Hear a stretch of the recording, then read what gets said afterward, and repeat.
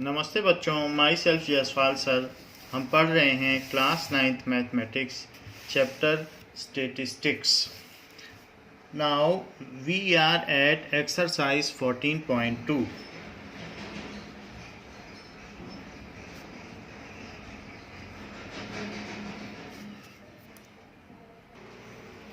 Question number 1. Question number 1 says that blood group of 30 students of class 8th are recorded as follows. So blood group दिया हुआ है, represent the data in form of a frequency distribution table blood group wise. Which is the most common and which is the rarest blood group among these students? So 4 तरीके के blood groups होते हैं, A B and O. So blood group, tally marks and frequency, that is number of students. number of students को frequency कहते हैं, that is number of person bearing the particular blood group or particular data. It is known as frequency. So there are 4 kinds of blood group, A, B, AB and O. So 1 by 1 एक एक blood group देखते जाओ और यहाँ उसको टिक करते जाओ. जैसे आपने देखा A, तो यहाँ पर आप इसमें देखो A, तो यहाँ एक टैली मार्क बना दो पहला. फिर A के बाद फिर आइए B, तो B के लिए यहाँ एक टैली मार्क बना दो. फिर O, एक तरफ से चलते चले जाइए, O पे टैली मार्क बना दीजिए, O पे टैली मार्क. फिर नेक्स्ट फिर से O है तो फिर से टैली मार्क. फिर AB, तो AB पे टैली मार्क. O A 4 हो जाए तो एक क्रॉस लाइन कर देना इस तरीके से. फिर O, तो O B A O B A O ऐसे कर लीजिए. फिर A B O A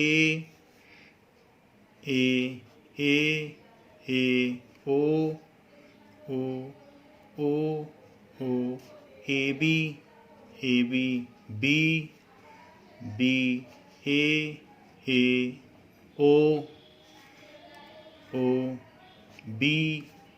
B A O B O. तो इस तरीके से हमने टैली मार्क्स सबके बना दिए हैं.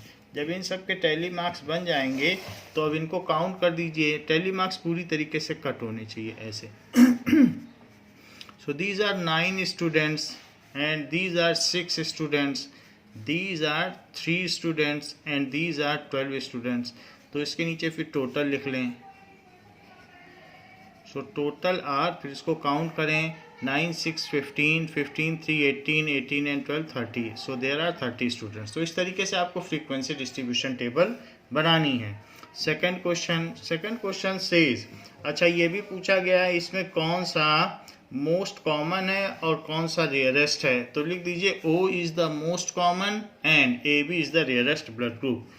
O इज मोस्ट कॉमन क्योंकि सबसे ज़्यादा लोगों के पास है, and AB is rarest blood group. Next question देखते हैं. The distance of 14 engineer from their residence to their place of work were found as follows. तो कुछ इंजीनियर हैं जो 5 किलोमीटर दूर रहते हैं अपने प्लेस ऑफ वर्क से, कुछ 3 किलोमीटर रहते हैं और कुछ तो 10 और 20 और 25 किलोमीटर दूर से आते हैं, ऐसा भी है. तो ये डिस्टेंसेस दी गई हैं और ऐसे 40 इंजीनियर्स हैं जिनकी उनके प्लेस ऑफ वर्क से, कोई एक ऑर्गेनाइजेशन सोच लीजिए, चाहे एयरफोर्स या कुछ भी, और उससे कितनी दूरी पर उनके इंजीनियर्स रहते हैं. तो वो डिस्टेंसेस यहाँ पर उनके डेटा दिए गए हैं.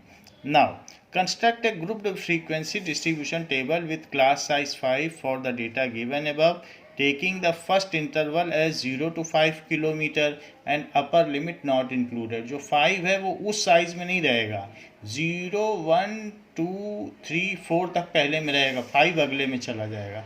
हमेशा ये कन्वेंशन है, अपर लिमिट उस क्लास इंटरवल में इंक्लूड नहीं होती. सो ये इंटरनेशनल कन्वेंशन है. What main features do you observe from the tabular representation? So distance in kilometer,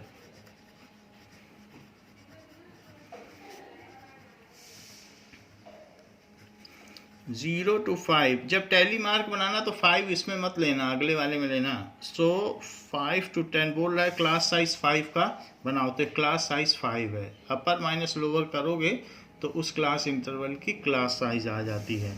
10 to 15 तो एट मोस्ट मुझे लगता है 25 तक दिया गया है, तो 15 to 20 और 20 to 25 जो सबसे लास्ट क्लास इंटरवल होता है उसमें अपर लिमिट इंक्लूड होती है. So in last class interval upper limit is included. So in any class interval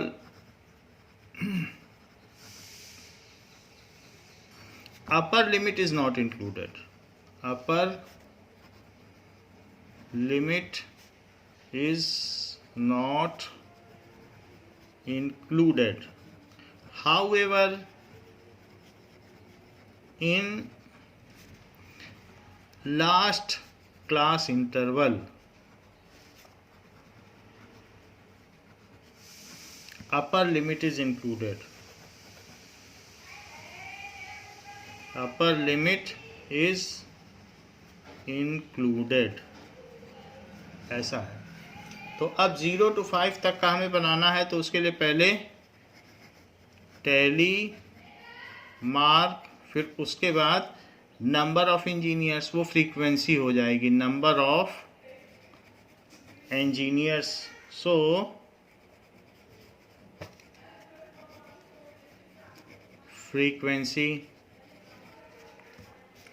अब देखें, इसको एक तरफ बुक रखते जाइए और टैली मार्क बनाते जाइए, उसके बेसिस पर लिखते जाइए. जो भी यहाँ पर टैली मार्क हैं तो इसके टैली मार्क बनाइए, ये कितने कितने हैं एक एक, जैसे मैंने ऊपर का प्रोसीजर बताया. तो उसके बेसिस पर जब आप टैली मार्क बनाएंगे तो आप बुक देखिए और उसके बेसिस पे बनाइए. जैसे 5 है बुक में, तो 5 यहाँ नहीं लीजिएगा, 5 यहाँ नहीं ले सकते. 5 इसकी अपर लिमिट है, वो इसमें शामिल हो, तो अपर लिमिट वाला इसमें नहीं शामिल है. तो 5 के लिए यहाँ टैली मार्क बनाया, 3 के लिए यहाँ बनाया, 10 के लिए यहाँ बनाया. 10 इसमें शामिल है, 10 इसमें नहीं शामिल है. 20 इसमें ले लो, फिर 25 भी इसी में लिया जाएगा क्योंकि लास्ट वाले में अपर लिमिट इंक्लूडेड है. 11 किस में लोगे, 11, 13, 7, तो 7 के लिए क्या करेंगे, इसी में लो 7, 12 इसमें ले लीजिए. 31 एक और लिमिट बनानी पड़ेगी. सो दैट इज 31 तक गया है. तो 25 to 30 और 30 से भी ज़्यादा 30 to 35, तो हमारी लिमिट 35 तक जाएगी. 31, 19, तो 19 इसमें आ गया. 10 इसमें आ गया. 12, 17, 18, 11, 32, 17, तो 17, then 16, 2, 7, 9, 7, 8, 3, 5, 12, 15, 18, 3, 12, 14, 2, 2, 9, 9, 6, 6, 15, 15, 15, 15, 15 इसमें नहीं आएगा, सो इसको हटा देते हैं। 15 अपर वाले में आएगा। इस बात का ध्यान रखना है कि किसमें कौन सी लिमिट आएगी।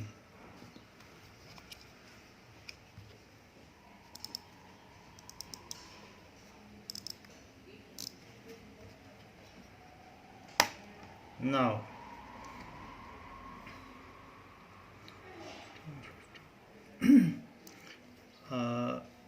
15,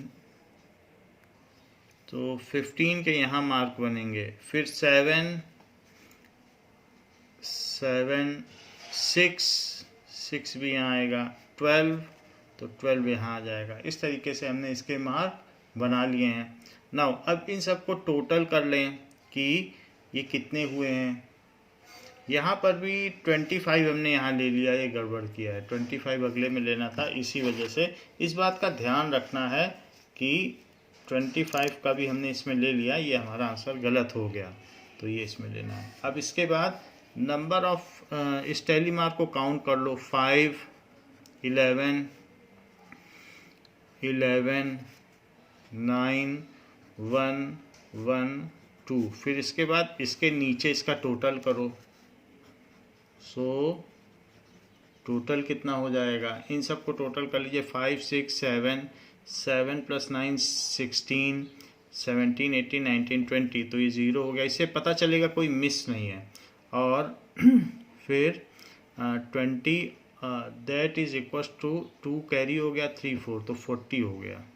फिर भी ध्यान देना है, यहाँ लैप्सेस हुए हैं, 1-2 लैप्स यहाँ हुए, 2 लैप्स यहाँ, तो इस बात का आपको ध्यान रखना है।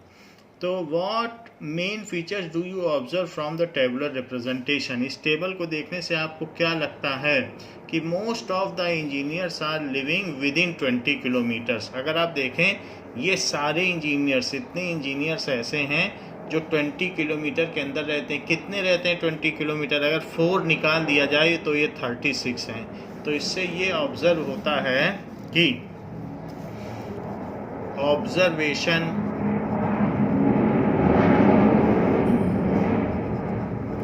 most of the engineers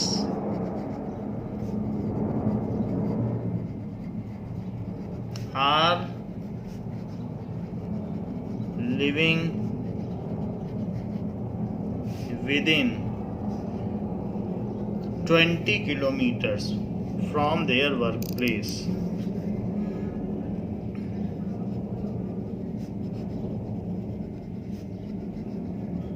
Their work place. तो जैसे इस बार यहाँ गलती हुई कि हमें उसमें नहीं लेना था, लेकिन हमने उसको कर लिया, तो नेक्स्ट टाइम से ये देखा जाएगा कि ऐसी गलती ना हो। जैसे 25 को मैंने इसी में लिख लिया था जबकि इसमें होना चाहिए था, तो इस बात का ख़ास ध्यान रखेंगे नेक्स्ट उसमें। तो अब नेक्स्ट क्वेश्चन करते हैं, that is third question.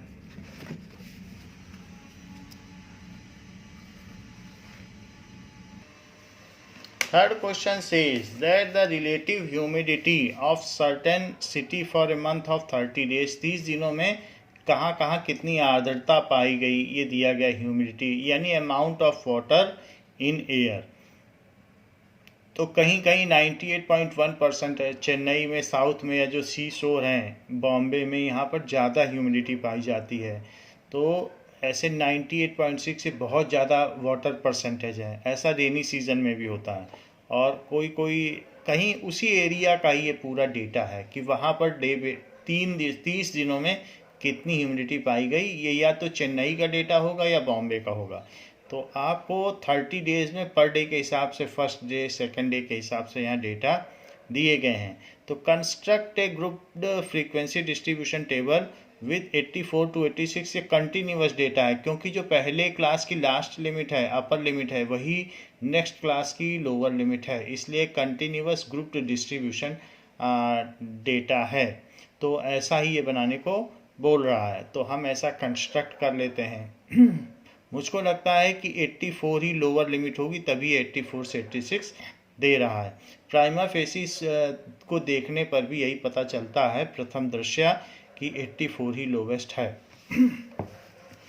So that is percentage, humidity percentage.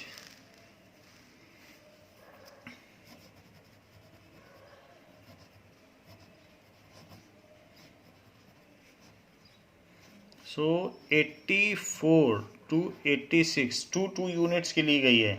फिर 86 to 88, फिर 88 to 90, 90 to 92, 92 to 94, 94 to 96 ये ले लें। फिर इसके बाद 96 to 98, फिर 98 to 100। नाउ इसके बाद 96 to 98 एंड 98 to 100 हमने ले लिया है। इसके टैली मार्क्स भी बना लें।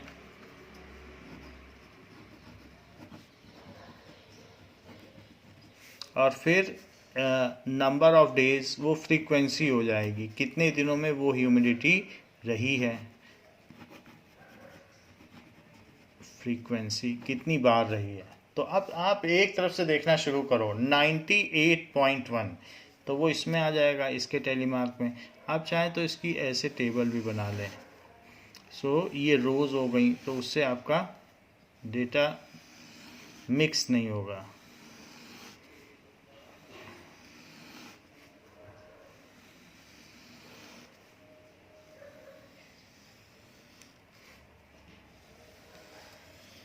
नाउ अब इसके बेसिस पर हम काउंट कर लेंगे। डिस्ट्रीब्यूशन टेबल है, डे वाइज डिस्ट्रीब्यूशन।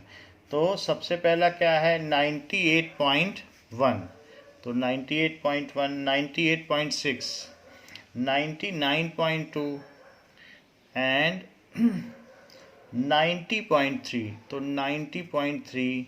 फिर 86.5, तो 86.5, 95.3, सो 95.3, 92.9, 92.9, 96.3, तो 96.3, 94.2, 94.2। इसमें सब पॉइंट में, इसलिए इसमें दिक्कत नहीं आ रही है।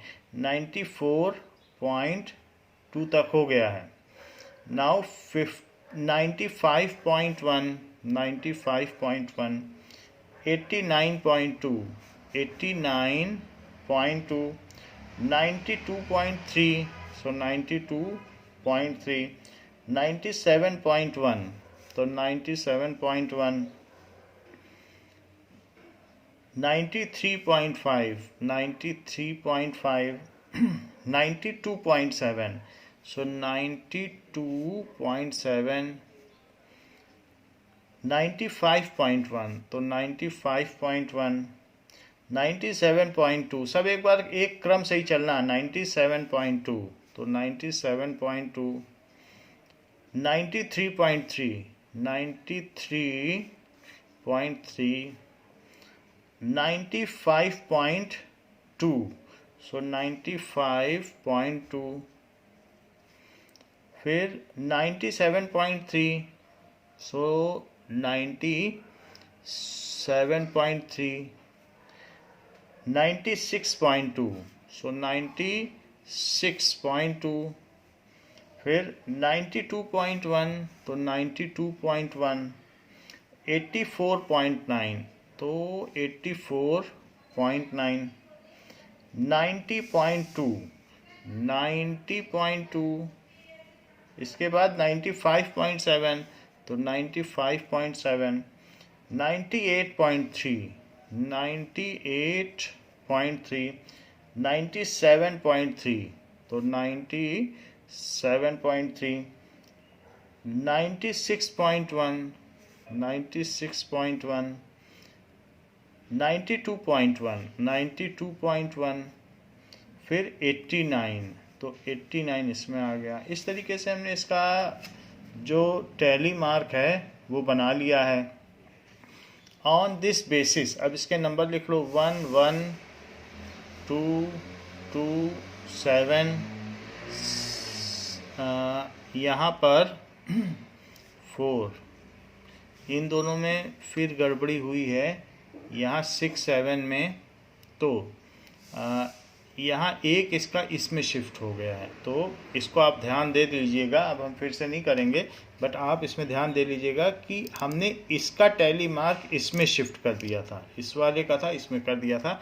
So you go through again और फिर से इसको बनाएं, तो ये 6 है और ये 7 है, ऐसे आंसर टोटल। तो आप एक बार फिर से ध्यान दे लीजिएगा जो इन दोनों के डेटा हैं उन्हीं को कि क्या है, तो इसमें बहुत ध्यान से करने की ज़रूरत होती है। फिर इसको टोटल कर लें कि कितना आया है। So it will be 2 2 4 6 6 7 13 13 6 19 19 7 26 plus ये 30 आ गया। और इसमें क्या पूछ रहा है कि construct a group distribution table which month or season do you think this data, ये किस मंथ का होगा, तो ये जुलाई अगस्त का होगा, ये रेनी सीजन का होगा। So this data is of rainy season, ये सेकंड पार्ट पूछा जा रहा है। So this data is of rainy season because the relative humidity is most at that time, because the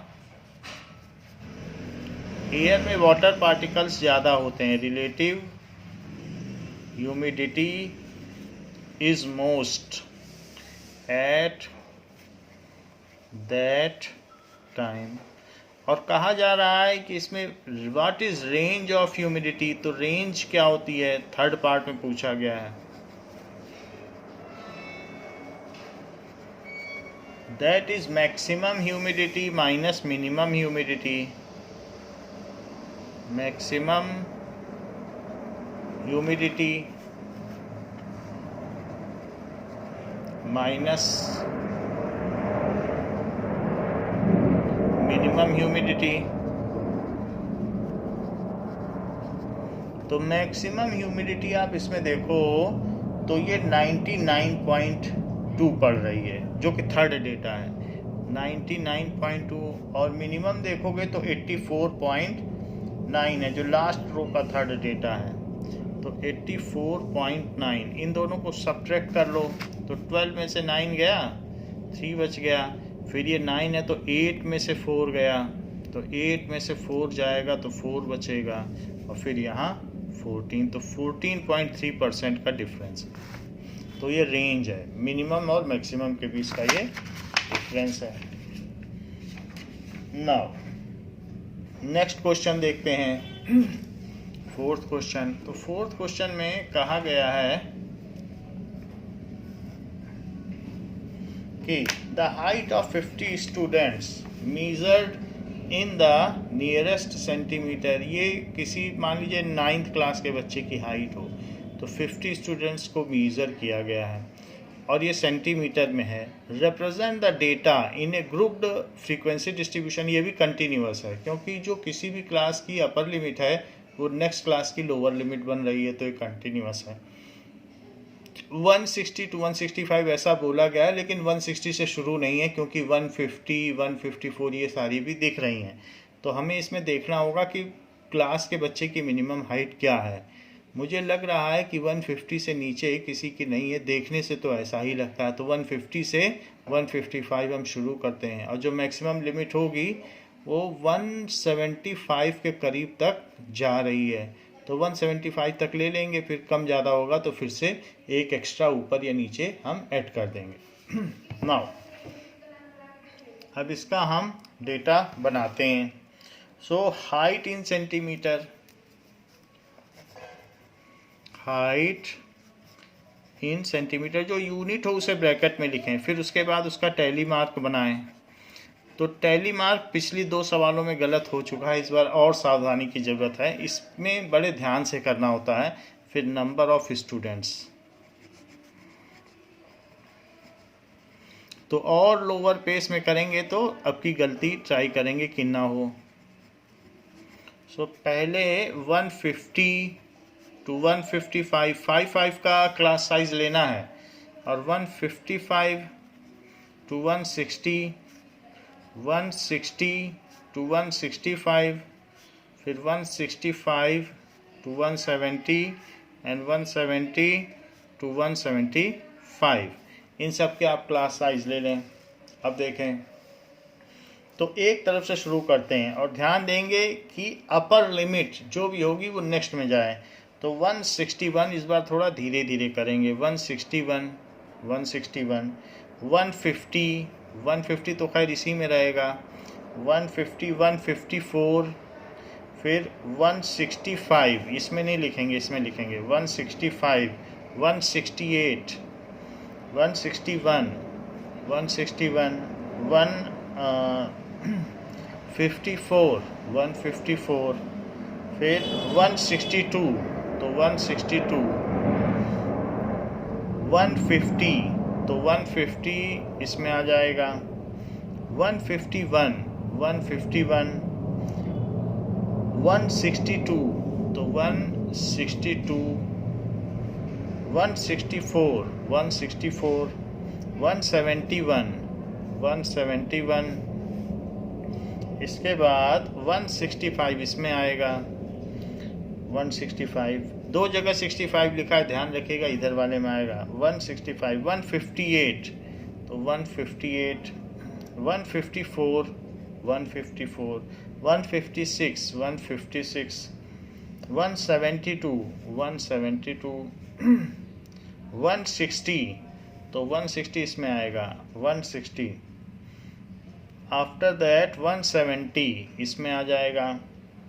153, तो 153, 159, 159, 161, 161, 170, तो यहाँ पे आ जाएगा 170, एंड 162, तो 162, 165, 165, 166, 166, 168, 168, 165, 165, 164, सो 164 इसमें ले लें। इसके बाद 154, तो 154, 152, 152, 153, तो 153, 156, 156, 158, 158, 162, तो 162, 160, तो 160, 161, तो 161, 173, 173, 166, 166, 161, 161, 159, तो 159, 162, 162, 167, 167, 168, 168, 159, तो 159, 158, तो 158, 153, तो 153, 154, तो 154, एंड 159, तो 159। ये हमने सारे डेटा बना लिए हैं। इसके 12 स्टूडेंट्स हैं, इसके 9 स्टूडेंट्स हैं, इसके 14 स्टूडेंट्स हैं, इसके 10 स्टूडेंट्स हैं, इसके 5। इस बार सही आया है, तो थोड़ा ध्यान देना पड़ेगा, एक दो बार में प्रैक्टिस करने पर अगर हम ध्यान दें। ये बस ध्यान देना है कि 160 इसमें लिखें, 160 इसमें चला जाएगा तो फिर सब गलत। फिर एक भी गलती एंट्री है तो कोई मार्क्स नहीं है, एक भी गलत होने पे कोई नंबर ही नहीं है। तो इसलिए इस बात का ध्यान देना है। अब इनको टोटल कर लो तो 9 2 11, 11 4 15 प्लस 5 20, फिर 2 कैरी हो जाएगा तो 1 2 3 प्लस 2 5 50। तो यहाँ लिख लीजिए टोटल 50 है। नाउ अब इसमें पूछा जा रहा है कि what can you conclude about their Heights from the table. तो अब आप इसमें देख लें कि क्या कंक्लूड किया जा सकता है कि ये कितने स्टूडेंट्स हैं। 12 प्लस 14 ये है 26, 26 प्लस 9, 26 प्लस 9 कितना होता है, दैट इज 35। तो आधे से ज़्यादा student, more than half students, height of more than half students is below 165 centimetre. ये कंक्लूड किया इसके सेकंड पार्ट में। Height of more than half students falls below 165 centimetre. ऐसे कुछ भी कंक्लूड कर लो, पूछा है कि क्या कंक्लूड कर सकते हो। तो फिफ्थ क्वेश्चन देखें। फिफ्थ क्वेश्चन कहता है study was conducted to find out the concentration of sulphur dioxide. अगर हवा में SO2 की मात्रा ज़्यादा है, द परसेंटेज या अमाउंट और concentration of SO2, then the pollution is more. Sulphur dioxide is acidic gas, तो इसी से सल्फ्यूरिक एसिड या तेजाब बनता है।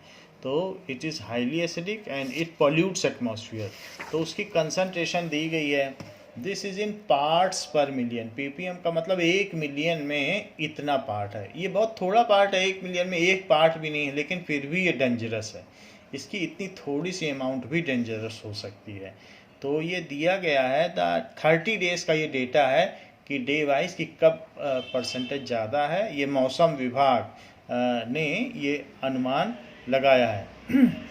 Meteorological section, so meteorological section अपना फोरकास्ट करता है और इसके बेसिस पर, और there are the other analytical representation is done on basis of this. तो इसमें आपसे कहा जा रहा है कि इसका continuous group frequency distribution table बनाइए जो 0.00 से लेकर 0.04 ppm तक हो, और फिर नेक्स्ट 0.04 से 0.08 ppm एंड सो ऑन हो। तो उसके बेसिस पर हम एक कंटिन्यूअस ग्रुप डिस्ट्रीब्यूशन टेबल बनाते हैं। सो सतत बारंबारता जो भी है आवर्त सारणी का हम इसमें कंस्ट्रक्ट करेंगे। Now let us make a table for this. So concentration of SO2,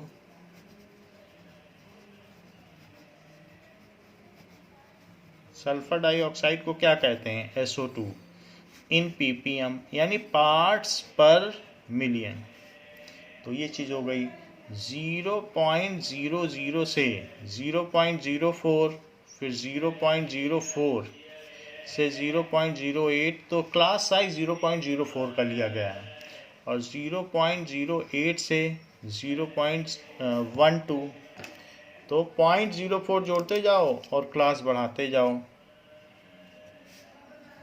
0.12 से 0.16, 0.04 ऐड कर रहा हूँ, और इसके बाद 0.16 से 0.20, 0.20 से 0.24, हर एक में हमने 0.048 किया तो ये आ गया, फिर इसमें 0.048 किया तो ये आ गया, ऐसे साइज बना दिया।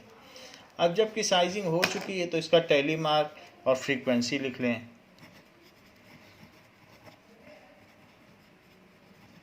टैली मार्क और नंबर ऑफ डेज, यही फ्रीक्वेंसी हो जाएगी। फ्रीक्वेंसी को F से डिनोट करते हैं, तो अलग अलग डेज की हम अलग अलग फ्रीक्वेंसी बना देंगे कि कितने डेज।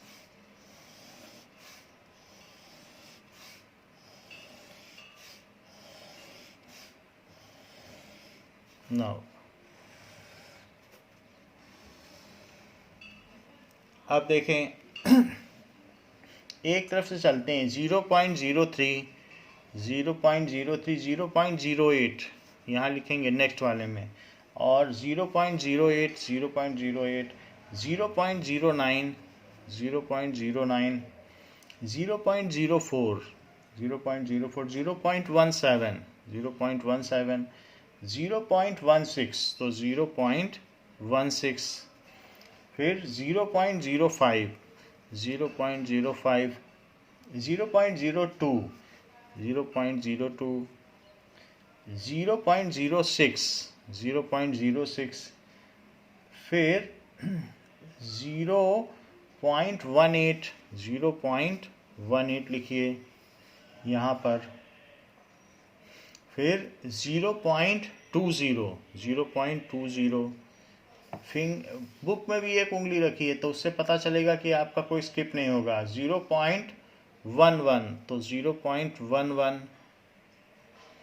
0.08, 0.08, 0.12, 0.12, 0.13, 0.13, 0.22, 0.22, 0.07, तो 0.07, फिर 0.08, 0.08, 0.01, 0.01, 0.10, 0.10, 0.06, 0.06, 0.09, 0.09, 0.18, तो 0.18, 0.11, 0.11, 0.11, 0.07, 0.07, 0.05, 0.05, 0.07, 0.07, 0.01, 0.01 और 0.04, तो 0.04। इस तरीके से हमने टेबल बना ली है। अब इसके बेसिस पर हम टोटलिंग कर लेंगे। तो this is 4, this is 9, this is 9, this is 2, this is 4, this is 2। इस बार भी करेक्ट आया है, तो आंसर से टैली करने पे पता चल जाता है। टोटल कर लो, तो 9 + 4 13, 13 + 9 22, 22 + 2 24, + 6 30, सो टोटल 30 आ गया। पूछा जा रहा है for how many days were the concentration is more than 0.11 parts पर मिलियन। तो 0.11 से ऊपर तो 0.12 ही है, तो 11 से ऊपर तो यही है जो कि इसमें इंक्लूडेड है। तो कितने दिनों के लिए 0.11 से ऊपर रही है, यानी डेंजरस रही है। तो 4 + 2 + 2, that is 8 days. So for 8 days the concentration of SO2 was more than 0.11 parts per million. तो सेकंड पार्ट में लिख दें for 8 days concentration of SO2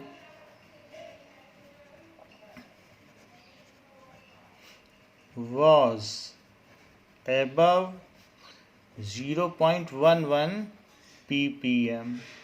तो 8 दिनों के लिए इससे ऊपर रही है। Next is question number 6। तो क्वेश्चन नंबर 6 क्या कहता है? It says that 3 coins were tossed 30 times. 3 coins को अगर आप टॉस करोगे तो उसमें कितने हेड्स आ सकते हैं? 0 हेड। किस तीनों में ही टेल आ जाए, या ऐसा भी हो सकता है कि किसी एक में हेड आए, ऐसा भी हो सकता है 2 में हेड आए, और ये भी हो सकता है कि 3 में हेड आए। 3 से ज़्यादा तो हेड नहीं आ सकते अगर 3 कॉइन टॉस करोगे। तो 0 head, 1 head, 2 head and 3 head, इतना ही आ सकता है। तो इसके बेसिस पर एक फ्रीक्वेंसी डिस्ट्रीब्यूशन टेबल बनाओ। वो कंटिन्यूअस तो नहीं होगी क्योंकि इसमें कोई क्लास इंटरवल नहीं है। तो इस तरीके से 0 1 2 3 नंबर ऑफ हेड्स, और उसके टैली मार्क्स बना लो। जैसे फर्स्ट क्वेश्चन में किया था, वो डिस्क्रीट डिस्ट्रीब्यूशन टेबल होती है या अनग्रुप्ड डिस्ट्रीब्यूशन टेबल होती है। So that is number of heads, फिर उसका टैली मार्क। टैली मार्क के बिना करने पर सवाल गलत हो जाएगा। And that is number of toss, कितने नंबर ऑफ टॉस में ये आया है,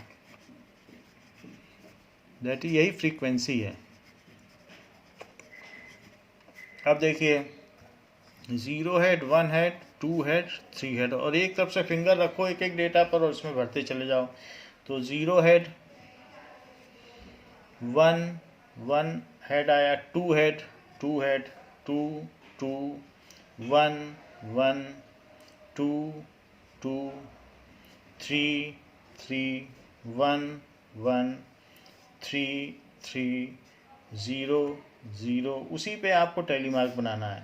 1 1 3 3 1 1 1 1 2 2 2 2 0 0 1 1 2 2 1 1 3 3 0 0, फिर अगला भी 0, फिर 1 1, तो 1 1, फिर 2, तो ये 2 3 3 2 2, तो 2 2 0 0, ऐसा कर लिया। फिर इसको आप काउंट कर लें तो यहाँ पर 6 हो गए, फिर there are 10, there are 9 and there are 5।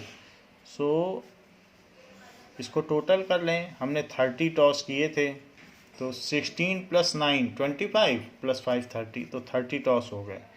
अब बस इसका डेटा ही बनाना था और कुछ पूछ नहीं रहा। 7th क्वेश्चन देखें।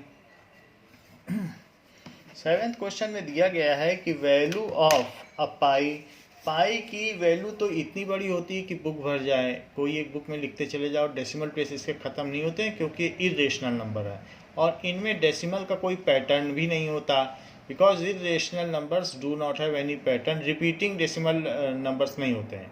So it is non terminating non recurring decimal expansion. तो अब इसमें जो पाई की वैल्यू है, इसका आपको डिस्ट्रीब्यूशन टेबल बनाना है कि आफ्टर डेसिमल प्लेसेस कितने 0 आ रहे हैं, कितने 1 आ रहे हैं, कितने 2 आ रहे हैं, 9 तक सारे डिजिट्स कितने आ रहे हैं। वैसे 50 डेसिमल प्लेसेस तक ये लिखा गया है, तो इसको बनाना, इसको केयरफुली करना है। What are the most and least frequently occurring digits. तो नंबर आफ्टर डेसिमल प्लेस, तो इसका बना लें, number after decimal place tally mark, and उसके बाद number of times, that is frequency, कितनी बार अकर कर रहा है, वो नंबर कितनी बार अकर कर रहा है वो फ्रीक्वेंसी मानी जाएगी।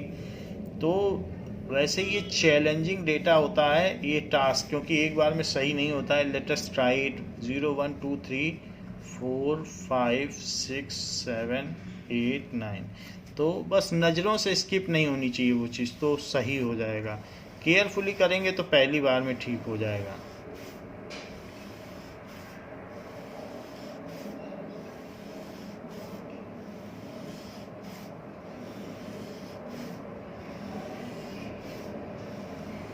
और उसी पर पेन रखकर करना है, जिससे कि कोई भी एक भी डिजिट स्किप हो गया तो फिर ढूंढना मुश्किल होगा, फिर से टेबल बनानी पड़ेगी इसलिए।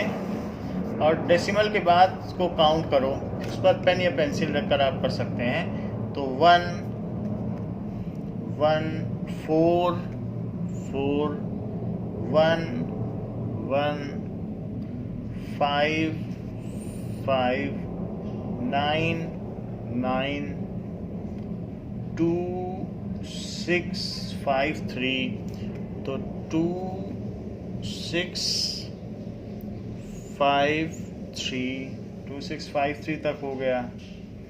फिर 5 8 9 7, सो 5 8 9 7, 5 8 9 7 तक हो गया। फिर 9 3 2 3, सो 9 9 3 2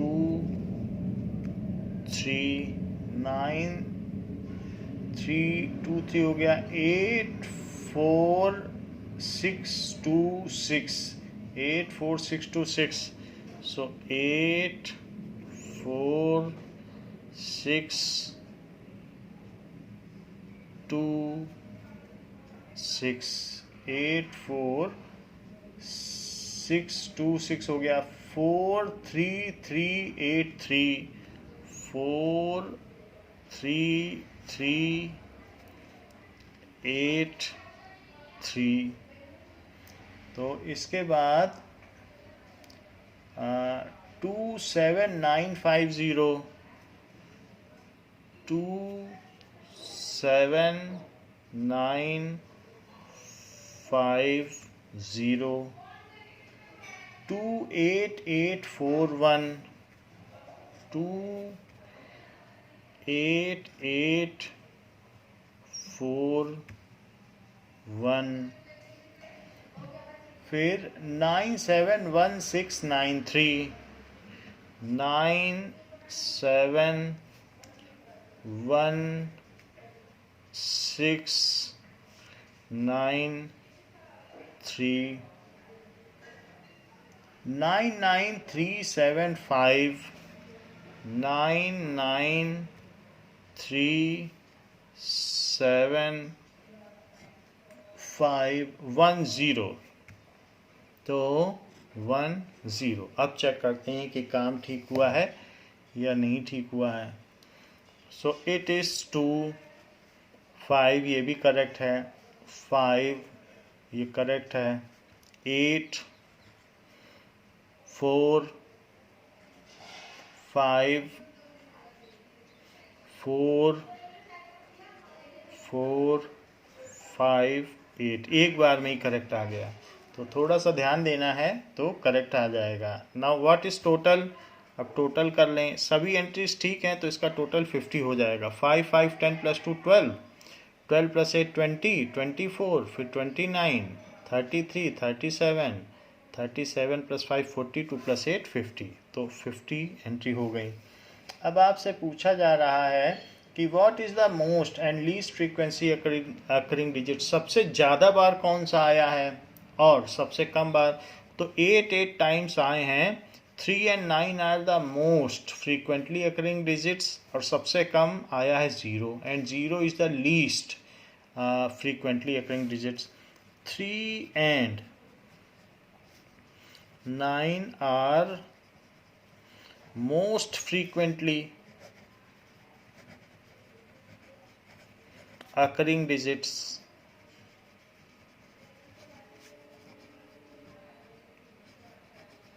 और जबकि 0 is least frequently occurring digit तो 0 लीस्ट है 2 ही बार आया है इस तरीके से हमने पता कर लिया नाउ 8th क्वेश्चन में क्या कहा गया है 8th क्वेश्चन में कहा गया है 30 children were asked about the number of hours they watched TV program in the previous week the results were found for एक हफ्ते में कितने घंटे टीवी देखा तो एक बच्चा ऐसा था कि एक हफ्ते में सिर्फ 1 ही घंटा टीवी देखा लेकिन कुछ बच्चे ऐसे थे number of programmes in the previous week the results were found तो कुछ ऐसे थे कि 1 वीक में 6 आवर्स किसी ने 2 किसी ऐसे है so TV programmes in the previous week तो अब ये दिया गया है 30 चिल्ड्रंस के बारे में ये डेटा है कि 30 बच्चों के बारे में कि कितना टीवी देखा make a grouped frequency distribution table taking the class with 5 का क्लास विथ लेना है and one of the class interval 5 to 10 तो आपको 0 से लेना पड़ेगा 0 से 5 5 to 10 10 to 15 15 से ज़्यादा भी देखा गया है तो 15 to 20 भी 4 क्लास इंटरवल बनेंगे तो इस पर हम बनाते हैं so number of hours TV जितना वॉच किया गया है 0 to 5 5 अपर लिमिट है उसमें इंक्लूडेड नहीं है 5 to 10 10 to 15 और 15 to 20 ये 4 लिमिट आप बना लें 15 to 20. Now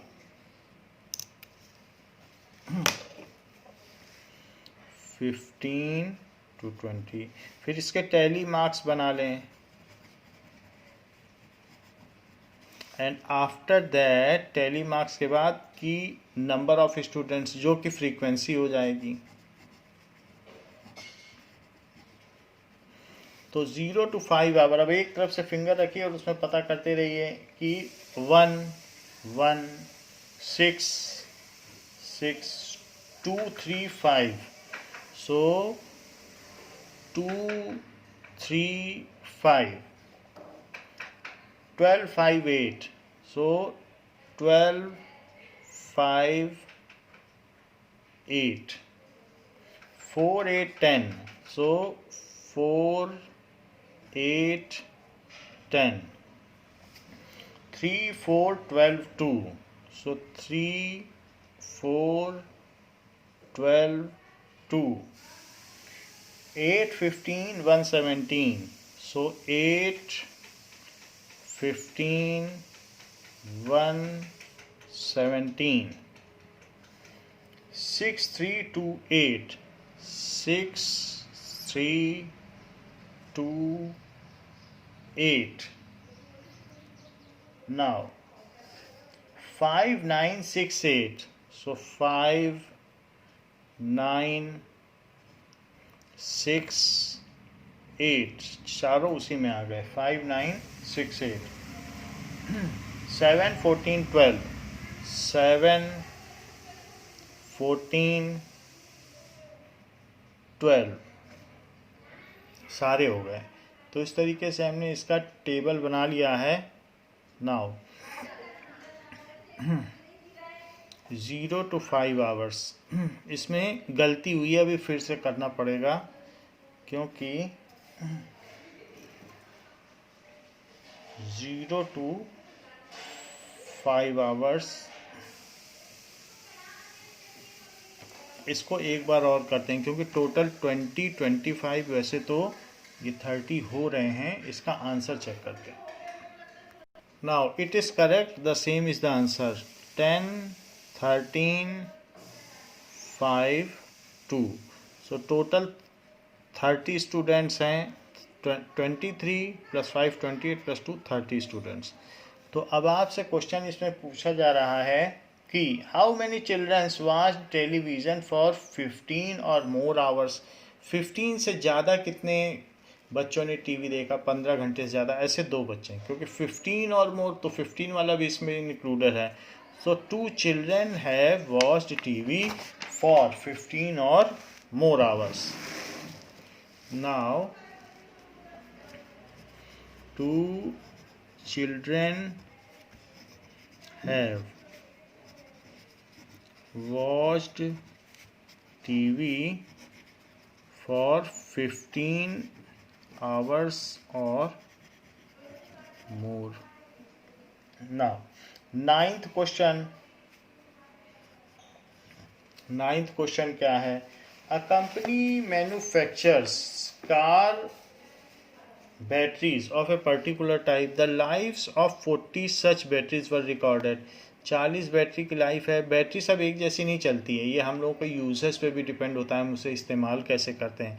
कार पड़ी रहेगी तो बैटरी ड्रेन हो जाती है या फिर अनसर्विसेबल भी हो जाती है। तो ऐसे केसेस में हर बैटरी की लाइफ एक जैसी नहीं होती है। तो कुछ बैटरी ऐसी हैं जो 2.6 ईयर्स तक चल गई, कुछ 3 ईयर्स तक भी चली हैं और कुछ तो 4.1 ईयर्स तक भी चली हैं, कुछ 4.5 तक भी चली हैं, तो 4.6 की भी पाई जा रही है। ये बहुत एक्सट्रीम केसेस हैं, ऐसा होता नहीं है। तो 3 साल तक तो बैटरी चलती है। फिर भी आपको इसमें एक टेबल बनानी है कि बैटरी कितनी चली है। 2 से 2.5 के बीच में लेना है। मुझे लगता है 2 ही इसकी मिनिमम लिमिट है क्योंकि 2 से नीचे तो कहीं नहीं दिख रहा है। तो 2 से 2.5 years. So life of battery in years.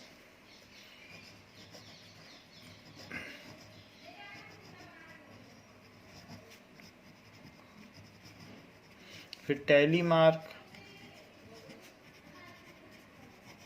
फिर उसके बाद फ्रीक्वेंसी यानी नंबर ऑफ बैटरीज,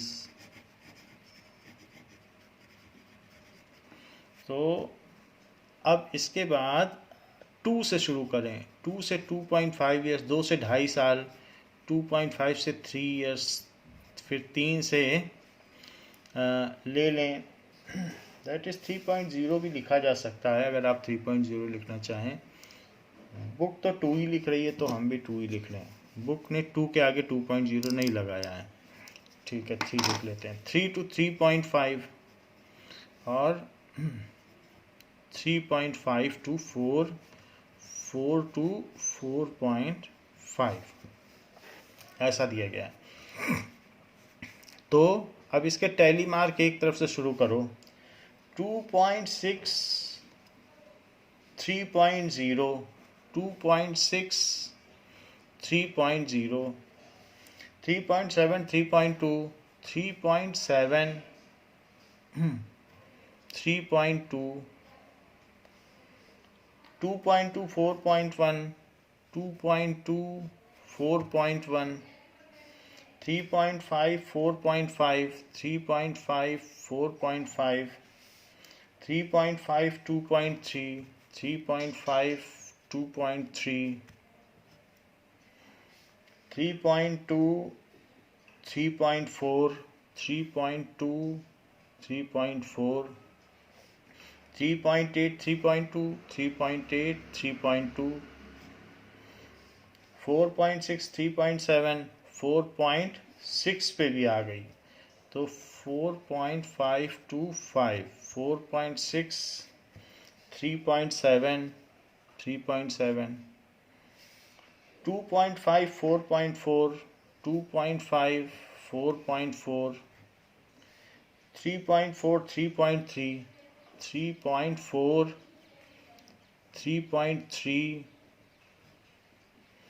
2.9 3.0, 2.9 3.0, 4.3 2.8, 4.3 2.8, 2.8, 3.5 3.2, 3.5 3.2, 3.9 3.2, 3.9 3.2, 3.2 3.1, 3.2 3.1, 3.7 3.4, 3.7 3.4, 4.6 3.8, 4.6 3.8, 3.2 2.6, 3.2 2.6, 3.5 4.2, 3.5 4.2, 4.2, 2.9 3.6, 2.9 3.6। तो ये आ गया। अब इसको टोटल करें आंसर के साथ, देखें ये ठीक पाया जा रहा है कि नहीं। तो पहले में 2 है, ये करेक्ट है। सेकंड में 6 है, ये भी करेक्ट है। थर्ड में 14, ये भी करेक्ट है। फिर 11, ये भी करेक्ट है। फिर यहाँ गड़बड़ी है, हमने 4.5 को इसमें ले लिया होगा। तो अब एक बार आप खुद कर लेंगे तो पता चल जाएगा यहाँ गड़बड़ी पाई गई है कि इसमें ये 4 एंट्री होनी चाहिए। 4.5 हमने इसमें लिया होगा, तभी ऐसे गलती हुई है। तो ध्यान देना है, नहीं तो सवाल आपका 5 मार्क्स का चला जाएगा। तो एक गलती से सारे नंबर चले जाएंगे। एक एंट्री हमने इसमें बना दी। तो दिस इज़ 4, दिस इज़ 3, ये है। नाउ ऐसा करने के बाद आप एक्सट्रीम एंट्रीज को मिला लें कि वैसे तो एक्सट्रीम एंट्री से कुछ पता नहीं चलेगा, तो ध्यान देना है बस क्योंकि उसमें तो सारी मिक्स ही हैं। तो 8 प्लस 4 12, 13, 13 प्लस 4 17, प्लस ये 0 आ गया, 2 3 4, तो 40 आ गया। सो टोटल 40 हो गया। 40 कार बैटरीज के बारे में ये बात कही गई है। नाउ क्वेश्चन में क्या पूछ रहा है कि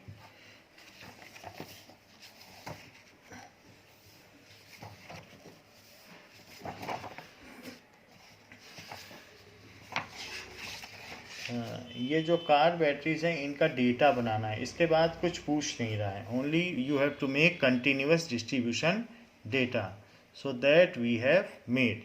इस क्लास के लिए बच्चों इतना ही। नेक्स्ट क्लास में हम ये देखेंगे कि बार ग्राफ एंड हिस्टोग्राम कैसे बनता है। थैंक यू बच्चों।